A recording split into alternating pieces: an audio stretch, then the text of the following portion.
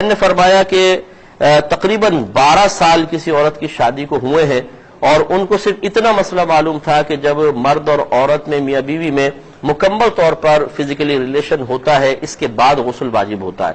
ویسے ان کو نہیں پتا تھا کہ ویسی قریب بیٹھ گئے اور دیگر معاملات سے بھی غسل واجب ہو جاتا ہے اگر اس میں مطلب غسل والی صورت بن جاتی ہے. لہذا وہ حالت روزہ میں بھی ہوتا رہا, غلط حالت روزہ میں ہوتا رہا. بعد میں انہوں نے یہ مسئلہ پڑھا کہ اس سے تو غسل واجب ہو جاتا ہے, تو اب ان کو اندازہ ہوا کہ انہوں نے بہت سارے روزے اسی طریقے سے خراب کر دیے ہیں, تو اب کیا ہوگا.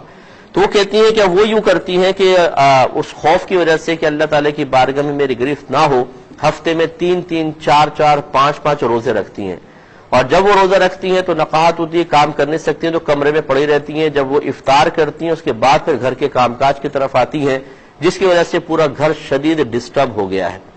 تو اب کسی خاتون نے ان کو یہ کہا کہ بھئی اللہ کی رحمت بہت بڑی ہے, اتنی کثرت سے مت رکھے, آپ پیر کا رکھ لیں, جمعرات کا رکھ لیں, یا 13 14 15 کے ہر مہینے روزہ رکھنا سنت ہے اتنا کر لیں. تو جواب میں وہ بہن کہتی ہیں کہ نہیں, اگر میری زندگی کا بھروسہ نہیں ہے, کیا پتہ کیا ہو جائے, تو اس لیے میں رکھتی ہوں. کیا حکم شرع ہوگا؟ سوال ذرا طویل ہے لیکن میں نے لے لیا تھا, میں نے سب پہلو اس کے آپ کے سامنے ذکر کر دیے. دیکھیں مسئلہ یہ ہے کہ سب سے پہلے تو ان بہن کو اپنی جہالت اور کم علمی پر اللہ تعالیٰ کی بارگاہ میں کامل توبہ کرنی ہوگی. اور اس معذرت کے ساتھ میں لفظ ادا کرتا ہوں, برا نہیں مانیے گا, لیکن جو علم والا نہیں ہے وہ جاہل ہی ہوتا ہے. تو اس جاہل شوہر کو بھی اللہ کی بارگاہ میں توبہ کرنی چاہیے, کیونکہ آپ کے دونوں کے نام اعمال میں ہر گناہ پر 2 گناہ لکھے گئے, ایک علم نہ سیکھنے کا گناہ اور ایک گناہ کا گناہ. یہ شوہر کی ذمہ داری تھی کہ پہلی بات تو ماں باپ کی ذمہ داری تھی کہ بیٹی کو سکھاتے, لیکن ہمارے یہاں بیٹی کو یہ نہیں سکھاتے, اور یہ سکھاتے کہ ساس پہ کیسے تمہیں فوقیت حاصل کرنی ہے, اور نندوں کا مقابلہ کیسے کرنا ہے, اور شوہر کو اپنی جیب میں کیسے کرنا ہے. یہ طریقے سارے سکھا دیتے ہیں, ایسے ڈرامے بھی دکھاتے ہیں, بچیاں چلاک ہو جاتی ہیں, لیکن علم دین نہیں سکھاتے. سب سے پہلے ان کے ماں باپ گناہگار ہیں, لڑکے کی بھی لڑکی کی بھی, انہیں بھی توبہ کرنی چاہیے. اس کے بعد ان دونوں کو توبہ کرنی چاہیے کہ پھر بھاری ذمہ داری شوہر کی ہوتی ہے, اگر بیوی جاہلہ ہے تو اس کو علم سکھائے یا علم سیکھنے کے ذرائع فراہم کرے. اور پھر خود اس بہن پہ یہ مکلفہ تھی, ان کے اوپر علم سیکھنا فرض تھا, نہیں سیکھے, اس وجہ سے بھی گناہگار ہوئے. پہلے اللہ کی بارگاہ میں کامل توبہ کرے.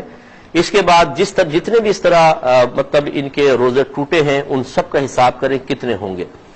اس کے بعد یاد رکھیے کہ گھر کے نظام کو ڈسٹرب کیے بغیر ان روزوں کو آہستہ آہستہ ادا کریں.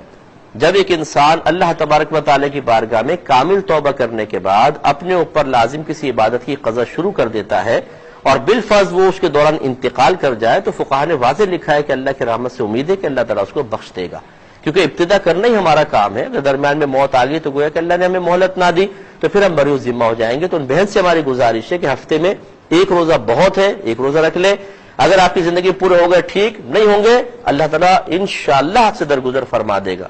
توبہ بس کامل کیجیے گا اور اپنے شوہر کو بھی کروائیے, اور کم از کم اپنے بچوں کو علم سکھا دے, ورنہ وہ بھی اسی طرح اس سے بڑی غلطی میں مبتلا ہو کر اپنی آخرت کو برباد کر کے اسی طرح پچھتاوے میں مبتلا ہوں گے. ای میل ایڈریس چل رہا ہے, جو بھائی بہن ہمیں کال نہ کر سکے ہمیں میل